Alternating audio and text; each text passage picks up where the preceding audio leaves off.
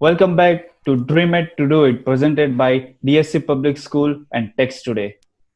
આજે આપણી ભેગા છે એક પોલીગ્લોટ જેને ઘણી બધી નહીં વધુમાં વધુ લેંગ્વેજીસ આવડે છે અને આખા વર્લ્ડની 3% પોપ્યુલેશનમાંથી એ એક છે જેને 5થી કે 7થી વધારે લેંગ્વેજીસ આવડે છે. જી હા, હું વાત કરું છું પોરબંદરના નીરજબેન શિયાલની. And she is a polyglot. She runs language territory classes in Ahmedabad. So let's welcome her. અને આજે આપણે જાણીએ આ પ્રોફેશનમાં શું કરિયર પ્રોસ્પેક્ટ્સ છે.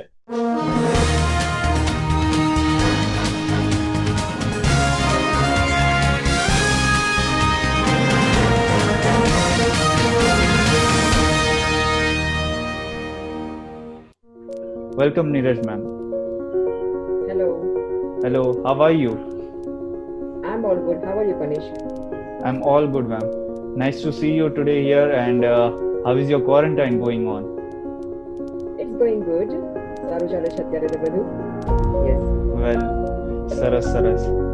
મેમ, આજનો આપણે આજે dream it to do it નામની અમે સિરીઝ લઈને આવ્યા છે. તો એ એક એવી સિરીઝ છે કે જ્યાં ઘણા બધા સ્ટુડન્ટ્સો આપણા વ્યુઅર્સ છે અને ઘણા બધા પેરેન્ટ્સ બી આપણા વ્યુઅર્સ છે કે જે ઘણી બધી સ્ટ્રીમ્સને લઈને કન્ફ્યુઝડ હોય છે કોઈક વાર. તો એવા સ્ટુડન્ટ્સ અને પેરેન્ટ્સને આપણે ગાઈડ કરવા માટે આ dream it to do it નામની એક સિરીઝ લઈને આવ્યા છે. અને એમની માટે તમારું પોલીગ્લોટ કે પછી લેંગ્વેજીસ આપણે કહી શકીએ, લેંગ્વેજીસનું ઇમ્પોર્ટન્સ આપણે એનાથી જ આપણે સ્ટાર્ટ કરશું કે ઇમ્પોર્ટન્સ ઓફ લેંગ્વેજ જે હોય છે લાઈફમાં એ તમે કેવી રીતના સમજાવો છો? See, if I tell you from my view, ભાષાઓને લઈને જે અત્યારે સ્ટુડન્ટ્સની ખાસ કરીને વાત કરું, અત્યારે આપણે આસપાસ જોઈએ, સપોઝ ગુજરાતની વાત કરો અથવા આપણે ઇન્ડિયાની વાત કરીએ, આપણે ત્યાં હજુ પણ એટલી અવેરનેસ નથી હોતી. એના બહુ બધા કારણ હોઈ શકે. ઘણા માનતા હોય છે કે ભાષાને લઈને આપણે શું કરશું, English is the language, English આવડતી હોય છે તો બધું આપણે કરી શકીએ છીએ, એવા બધાના એક વિચાર હોય છે.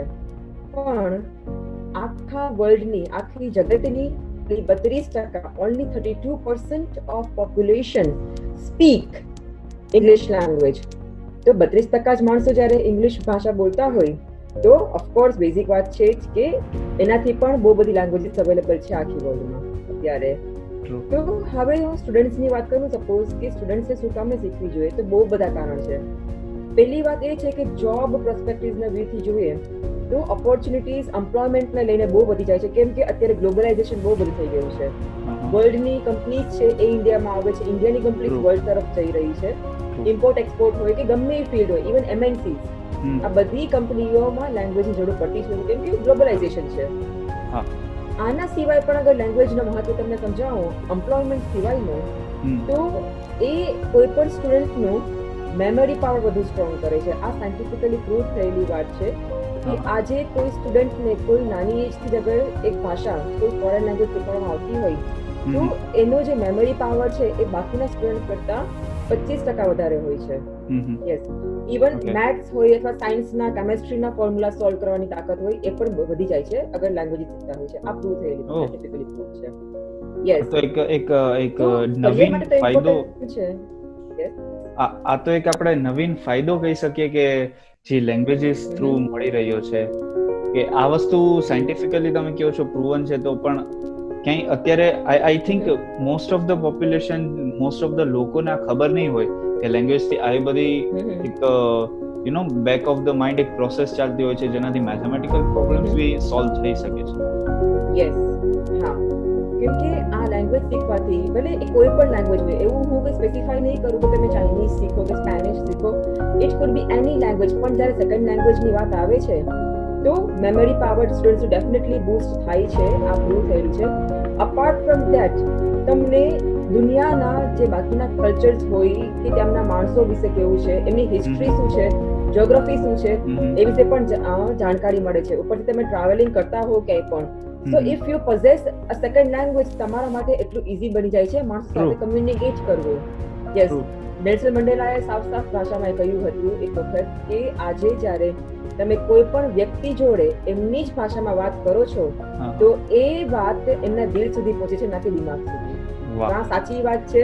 યસ, કે આ તો લેંગ્વેજ સાચી જ શીખવાથી છે.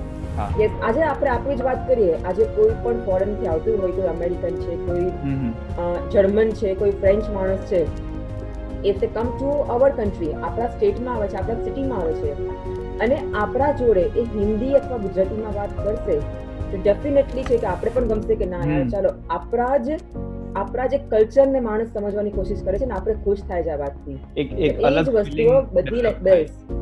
યસ, હા. અને આ વસ્તુ બધા માણસમાં હોય છે, પોતાના કલ્ચરને લઈને, પોતાની લેંગ્વેજને લઈને બહુ જ માન આપતા હોય છે બધી રીતે. તો આ વસ્તુ ડેફિનેટલી એક સારી વસ્તુ છે. ટ્રુ. અને આપણે જે મેઇનલી એ ફોકસ ઓન કરીએ છીએ કે લેંગ્વેજીસથી તમે કીધું મેથ્સ અને બધું બી સારું થાય છે, પછી લોકોને બી ઇમ્પ્રેસ થાય છે. લોકો આપણે એક અલગ જગ્યાએ, નવી જગ્યાએ જતા હોય તો ત્યાં બી આપણે Yes. ફેમિલિયર થાય ગમે ત્યાં જતા હોય તો. જી. અત્યારે માની લો મેં લેંગ્વેજીસ શીખી તો આ બધી લેંગ્વેજીસ કે જે બી લેંગ્વેજ હું શીખું છું તો એના પછી મારે કંઈક કરિયરમાં જવું હોય તો એનું મેઇન વર્ક શું છે કરિયર માટેનું? What is main work of polyglot? પોલીગ્લોટને લઈને કરિયરમાં તમે 3 મેજર એસ્પેક્ટ્સ છે જે ફોલો કરી શકો છો.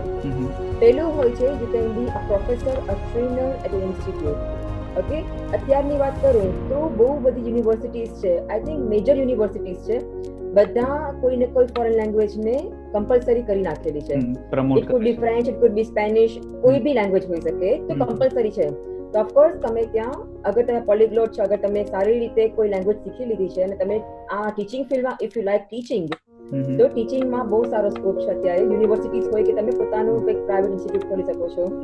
અથવા ઇવન ટુરિસ્ટ ગાઈડની પણ વાત કરું તો ટુરિસ્ટ ગાઈડમાં પણ અત્યારે ઇન્ડિયાનું કલ્ચર એટલું બધું સરસ છે બધી રીતે કે બહારથી માણસો આવે જ છે એને એ લોકોને ઇંગ્લિશ કે હિન્દી નથી આવડતું એવા બહુ બધા માણસો હોય છે.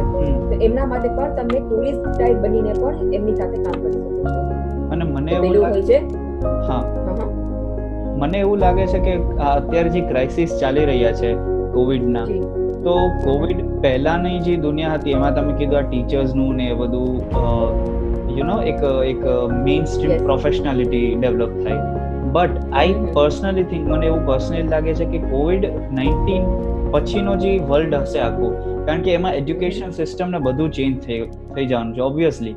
અને હમણાં મારા અપડેટ પ્રમાણે ગૂગલે એમ જાહેર કર્યું છે કે હવે ડિગ્રીની જરૂર નહીં પડે, તમારી આવડત ઉપર અમે તમને, અને એજ્યુકેશન સિસ્ટમને બી આ એમને પ્રપોઝલ મૂક્યું હતું કે છોકરાઓની કે સ્ટુડન્ટ્સની આવડત પ્રમાણે એ લોકોને અડેપ્ટ કરતા શીખો અને નવી કંપનીઝમાં એ લોકોને એક્સપિરિયન્સ દેતા શીખો, જેથી કરીને એ લોકો આગળ વધી શકે.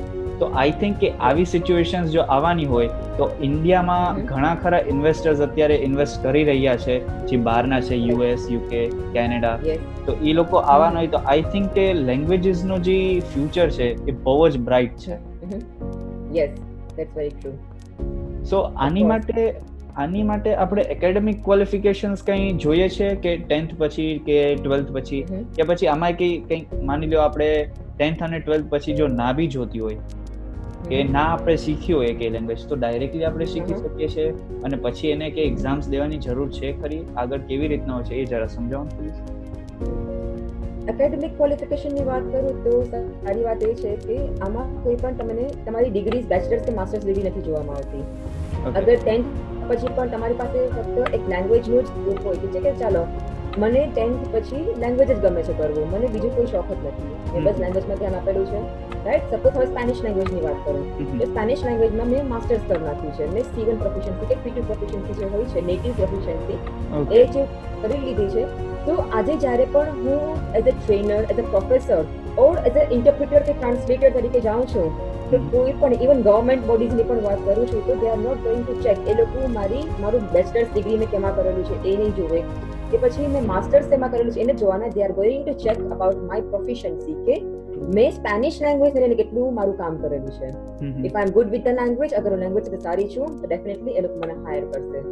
યસ. ઓકે. સો આમાં એવું કંઈ ના હોય કે ના તમારે 10th પછી 12th પૂરું કરવાનું જ છે અથવા તમારે ગ્રેજ્યુએશન કરવું છે, પોસ્ટ ગ્રેજ્યુએશન કરવું પડે એવું કંઈ નથી. It's just language that you need. હા, એક વસ્તુ ધ્યાનમાં રાખવાની કે જ્યારે પણ તમે કોઈ બી લેંગ્વેજ શીખો છો એના રિલેટેડ એની ઓફિશિયલ એક્ઝામિનેશન્સ થતી હોય છે, તમારી પાસે એ ક્લિયર કરેલું હોવું જોઈએ. કોઈ પણ પ્રાઇવેટ સર્ટિફિકેટ ના ચાલે આના માટે. આના માટે તમારે જે એ ગવર્મેન્ટ બોડી હોય એ કન્ટ્રીની એ દર વર્ષે એક્ઝામ કરતા હોય છે, એનું સર્ટિફિકેશન તમારી પાસે હોવું જોઈએ, એ ઓથેન્ટિક ગણાતું હોય છે. ઓકે, સો ઓથેન્ટિક જે ગવર્મેન્ટ બોડી હોય છે એ લોકોનું આપણે કહી શકીએ કે એ લોકો જ એક્ઝામ લે છે, રાઈટ? યસ. હા. ઓકે. અને ઘણા બધા લોકો એમ કહે છે કે આઇલ્ટ્સ આમ ઇઝી છે કે ટફ છે કે એવા બધા ઘણા બધા મિક્સ રિવ્યુઝ હોય છે, યુ નો. અને પછી કોક સેટ દે, કેટ દે, તો એમાં ઘણા બધા સ્ટુડન્ટ્સ એને બહાર જવું છે, માની લો કેનેડા છે, યુએસ છે, યુકે છે, ઓસ્ટ્રેલિયા છે, તો એ લોકો આ બધા યુ નો એક મિથ બની ગયો છે મે બી કે આ હાર્ડ છે ને આ ઇઝી છે એટલે આપણે આઇલ્ટ્સ દેવી જોઈએ કે આપણે સેટ દેવી જોઈએ. તો એમાં કંઈક ડિફરન્સિએશન્સ ઘણા મારી સામે આવ્યા છે, તો તમે આને જરા ક્લિયર કરી દેશો? કારણ કે આઈ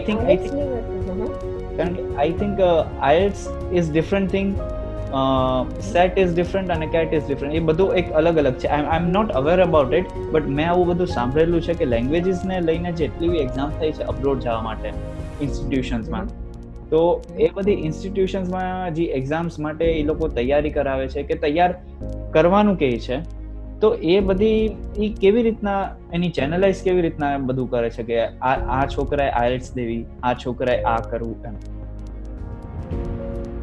ઓકે, હવે આઇલેટ્સ ની વાત કરો તો IELTS is English, okay, International English Language Testing system.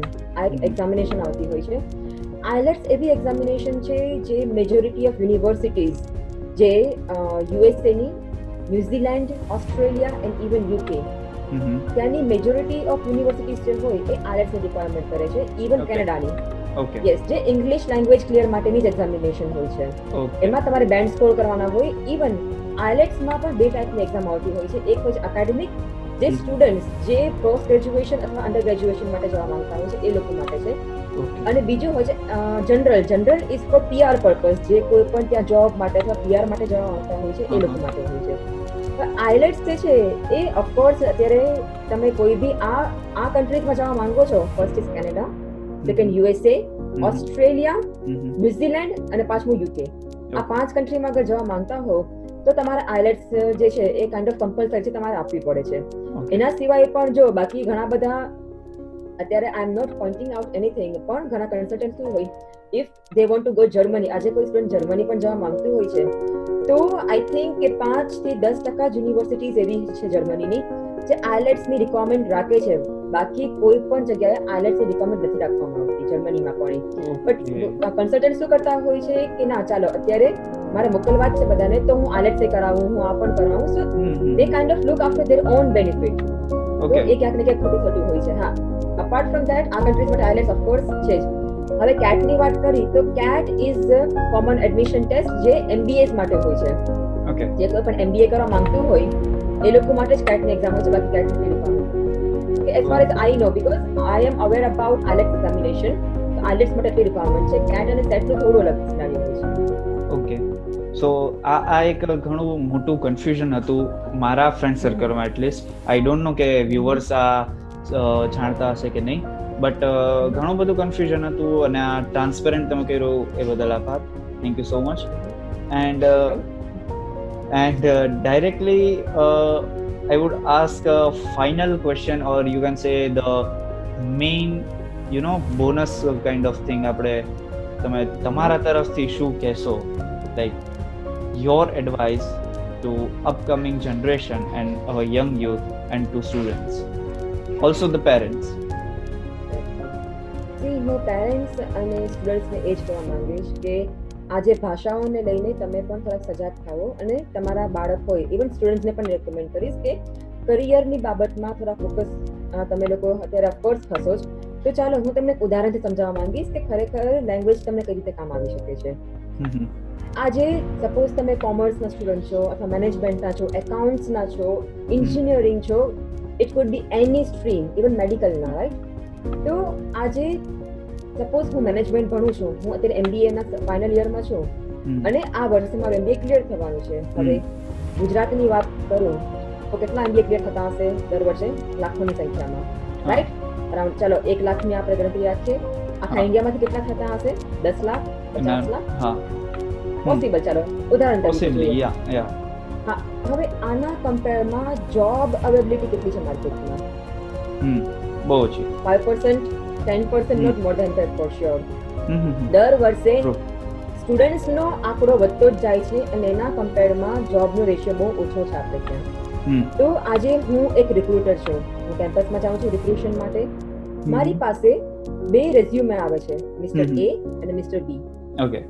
Mister A જે છે એ સ્કૂલથી લઈને અત્યાર સુધી એકદમ હોશિયાર છે બધી રીતે. દર વર્ષે ફર્સ્ટ થી લઈને અત્યાર સુધી 90 અબવ આવેલા છે એમને. ઠીક છે? હા, એટલા હોશિયાર સ્ટુડન્ટ છે. એનું રેઝ્યુમે છે કે બધામાં A+ છે. વેરી ગુડ, આઈ એમ ઇમ્પ્રેસ્ડ. એટલું સારું રેઝ્યુમે તો કોઈ રેરલી જ કોઈનું હશે. એના સામે આવે છે મિસ્ટર B મારી પાસે, જે ઇન શોર્ટ કહું મારા જેવા છે, because I was also an average student. હું હોશિયાર છોકરી ના હતી ભણવામાં, એટલા માટે. આપણે બધા એવો એક ફેસ કરી ચૂક્યા છે. હું બી એમ જ છું. યસ.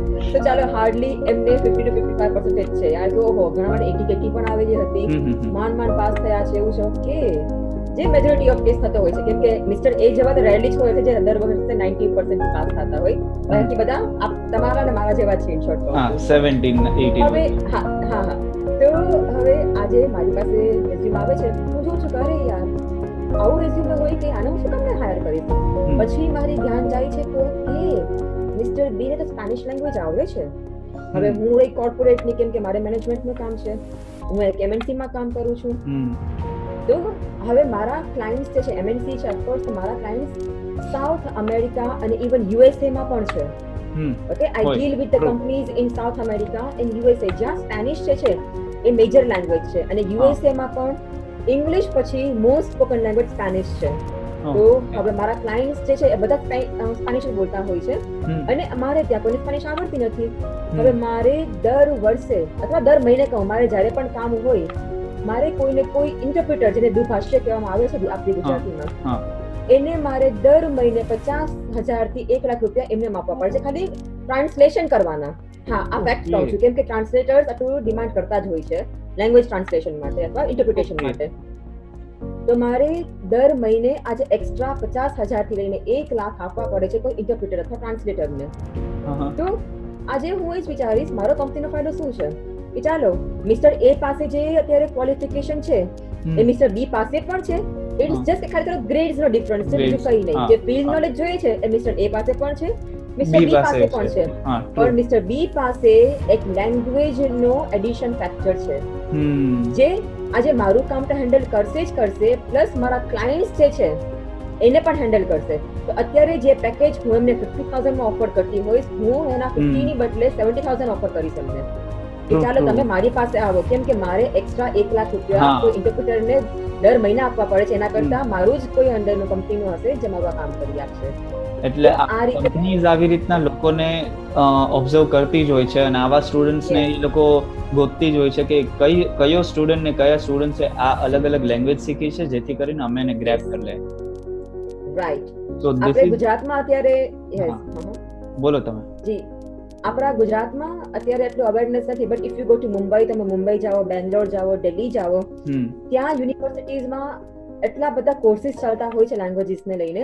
ખાલી નોટિસ બોર્ડ ઉપર એક નોટિસ લગાવવામાં આવે કે લેંગ્વેજ ક્લાસ સ્ટાર્ટ થવાના છે, એટલો બધો રશ જોવા મળતો હોય છે, કેમ કે માણસો બહુ સજાગ છે એના કરિયરને લઈને. કરિયરની વાત આવે છે, સ્ટુડન્ટ્સ, આજનું યુથ બહુ સજાગ છે અને બહુ પર્ટિક્યુલર એન્ડ પોઝેસિવ છે એ વસ્તુને લઈને. દે નો કે લેંગ્વેજ શીખવાથી એમના કરિયરને કેટલો મોટો બૂસ્ટ મળી શકે છે, જે એમને લાઈફમાં બહુ આગળ લઈ જશે. પણ આપણા ગુજરાતમાં આટલું બધી નથી હોતું અનફોર્ચ્યુનેટલી, બટ હોપફુલી આ અવેરનેસથી થોડું થઈ શકે.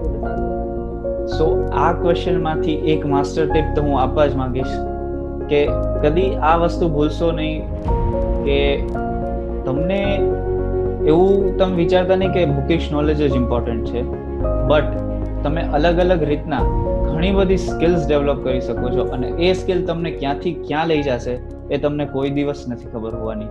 જેવી રીતના નીરજ મેમે આપણને બધાને જણાવ્યું કે એક રિક્રુટર તરીકે એ અને બી પાસેથી એક પાસે લેંગ્વેજનો એડવાન્ટેજ હતો, તો એના ગ્રેડ્સ ના હોવાથી બી એ રિક્રુટ થઈ ગયો અને એને 60,000 મળી શકે છે. અને આ તો એક્ઝામ્પલ છે. આવી તો ઘણી કંપનીઝ છે અને ઘણા પેકેજીસ છે કે તમે મુંહ માંગી કિંમત મળી શકે છે. સો ડોન્ટ ગેટ કન્ફ્યુઝડ કે મેં લેંગ્વેજ કર્યું છે તો હવે મારું હું શું કરી શકું. લેંગ્વેજ કર્યું છે, એકલું લેંગ્વેજ બી કરી શકો છો, અને લેંગ્વેજ કર્યું છે તો ઘણું બધું બી કરી શકો છો. So this was a master tip from Neeraj Shiyal ma'am. So on this note હું નીરજ મેમને થેન્કફુલ છું કે એ આવ્યા. ફર્સ્ટ ઓફ ઓલ એમનો કિંમતી સમય કાઢ્યો, બીકોઝ આઈ નો કે એ ઓનલાઈન ક્લાસીસ બી અત્યારે ચલાવી રહ્યા છે, એન્ડ એમના વેબિનાર્સ બી થાય છે, એમના સેમિનાર્સ બી થાય છે, ઓનલાઈન ઝૂમ ઉપર છે, સ્કાઈપ ઉપર છે. સો લેંગ્વેજ ટેરેટરીનું ઇન્સ્ટાગ્રામ આઈડી હું નીચે અહીંયા લખેલું હશે ડિસ્ક્રિપ્શનમાં, એ તમે જરૂર ચેક કરજો. ખાલી એટલું જ નહીં, આના પછી અમે ઘણી બધી વ્યક્તિઓને લઈને આવવાના છે કે જે તમને આટલા જ કરિયર જે તમે સાંભળ્યા છે એ કરિયરમાંથી કંઈક બહાર કંઈક નવું તમને જાણવા મળશે અને જણાવશે.